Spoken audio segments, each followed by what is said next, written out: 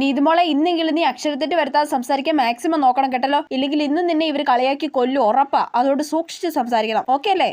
Okay. നീ എന്നാടി അവിടുത്തെ സെമിനാർ അവതരിപ്പിക്കുന്നേ? ഞാൻ മിക്കൊക്കെ അവതരിപ്പിച്ചു കഴിഞ്ഞിട്ടാ ഓൾറെഡി. ആണല്ലേ നീതുമോളോ?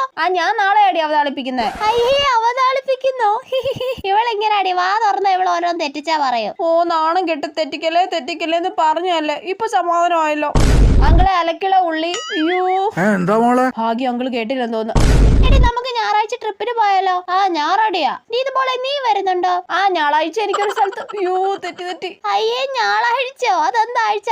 എന്റെ പൊന്നോ ഇവളുടെ ഒരു കാര്യം.